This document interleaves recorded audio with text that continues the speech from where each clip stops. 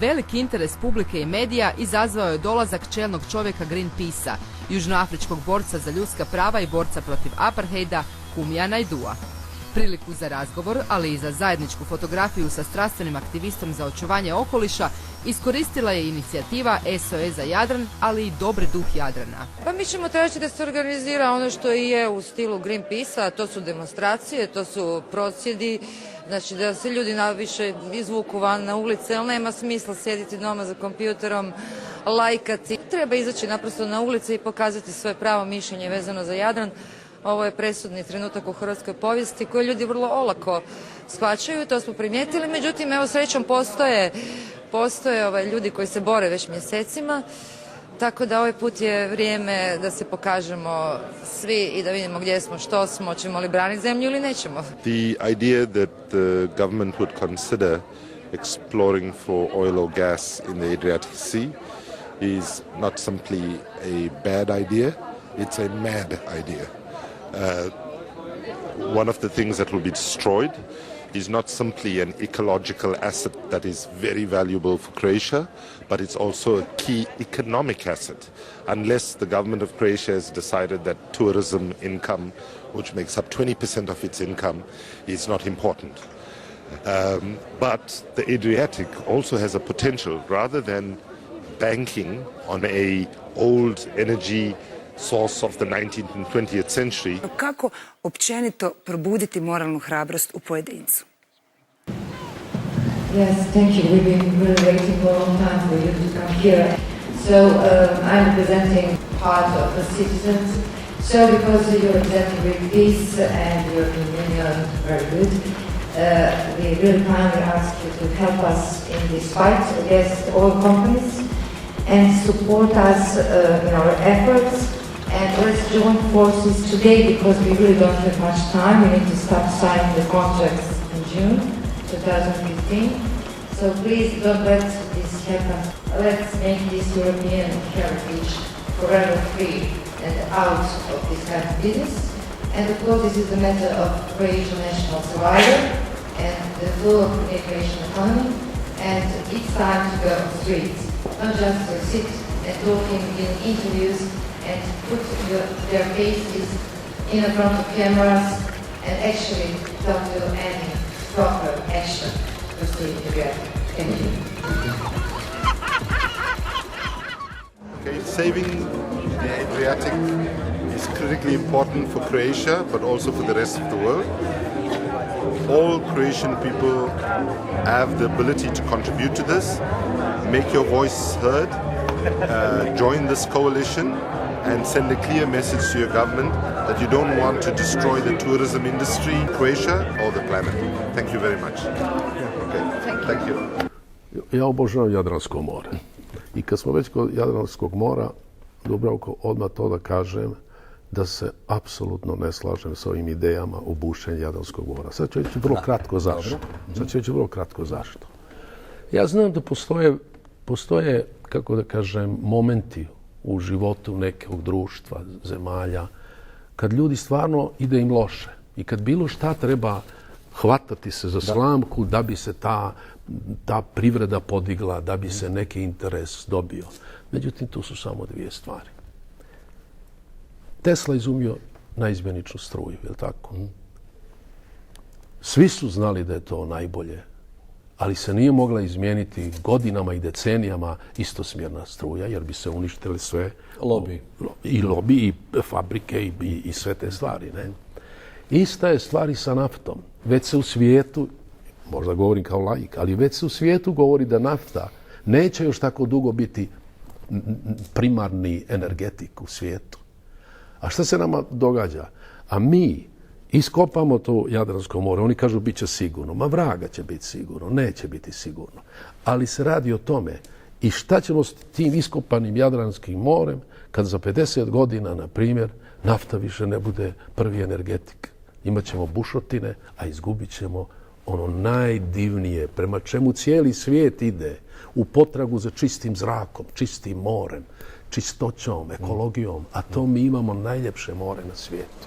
Eto, zato Me srce boli i moram to da kažem. Eksploatacija nafte u Jadranu prilično je netransparentan posao s rizicima za okoliš i turizam, te otvara i neka šira politička pitanja, moglo se čuti na javnoj tribini koju je organizirao Franjevački svjetovni red. Cijeli proces u vezi s istraživanjem i eksploatacijom nafte i plina tekao je prebrzo. Odluka je donesena u zatvorenim vladinim krugovima bez ikakve javne rasprave. Stoga organizator ove tribine pita: želimo li mi naftu ili Jadran? Agencija za ugljikovodike pustila je u javno nadmetanje veću količinu vodene površine nego što je mi uopće imamo. Čudila se profesorica Borić. Ili se radi o tragičnoj aljkavosti i krajnje iracionalnoj birokraciji, ili se radi o nečem puno gorem.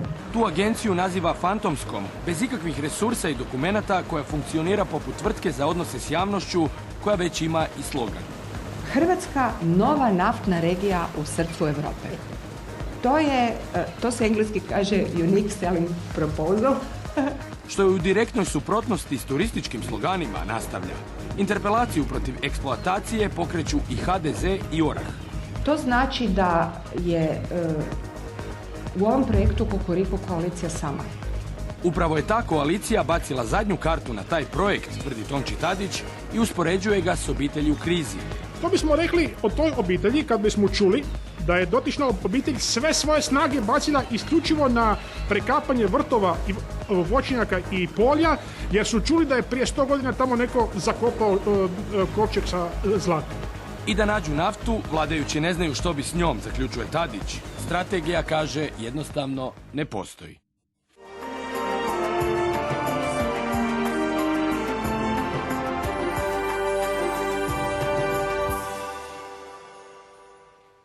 Poštovani gledatelji, dobar vam dan i dobrodošli u emisiju Mir i dobro.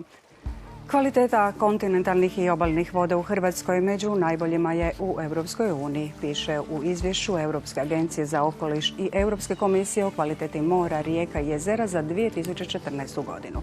No, hoće li tako ostati?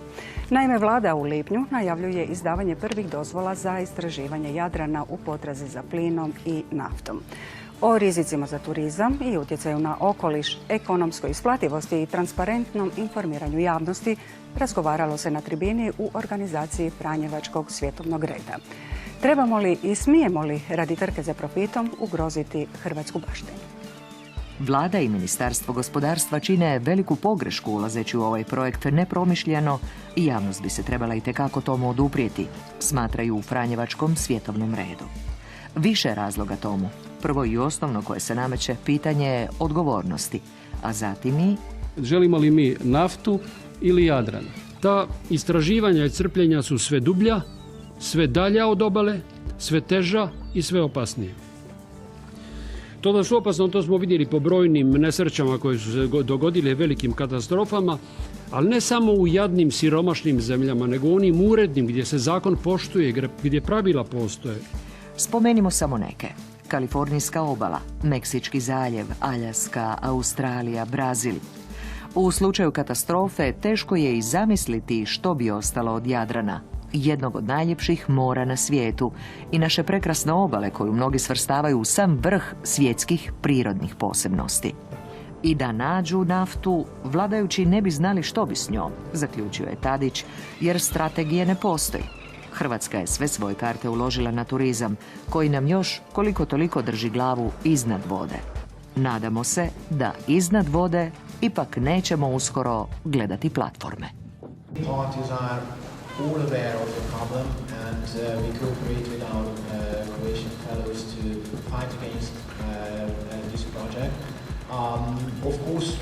As a Hungarian MEP, I don't feel like coming to Croatia and telling Croatians what to do and how to behave and just give the answer of the oil companies or not. What I can do, if there are really strong local movements, we can be a kind of voice for them in the European Parliament, and we can share experience and ideas and networks with them to be more successful in their mind, and that's what we are doing and we are going to do. Also, we discuss some additional options how we can support the fight against oil drilling in the Adriatic, and I think that there are some good options to do that. Trebamo da se građani mobiliziraju i kažu našim vladama vi se morate ponašati neutralno, balansirati interese civilnog društva, velikih poslovnih tvrtki i učiniti ono što je ispravno. Ne samo za okoliš, nego ono što je ispravno za društvo u dugoročnom pogledu. I ako vaš ministar želi dobru ideju, evo mu je. Jadran ima jednu od najvećih mogućnosti za eksploataciju solarne energije. Hrvatska može pretvoriti ovaj dio u jedno solarno središte za čitavu regiju. I would say, please walk out with the sense that you have a choice. Be either part of the problem or part of the solution.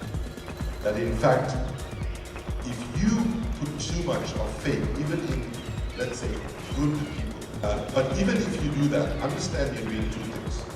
You're disempowering yourself by actually telling yourself, well, these people, will sort it out. Because this is the mentality of a lot of us, right? I've suffered the same mentality. But there's another way you can walk out of this whole saying, these people have challenged us to get involved and get engaged. And let me ask myself the question, how can I contribute to the maximum? Thank you very much.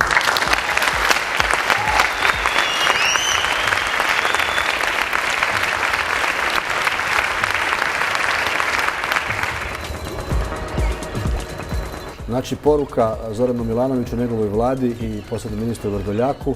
Ja bih rekao posebno ministru Vrdoljaku, koliko čitam novine, a ne Zoranu Milanoviću, koji je ispravno rekao da ne može on sam odgovornost preuzeti za takvu stvar, nego treba referendum. Ja pozdravljam tu inicijativu. Treba se napraviti referendum, ali prije toga fino na miru razložite ovo ovako, kao što ja recimo dam svoje mišljenje. Dajte od mnogih pametnih ljudi da vidimo šta misle o tome.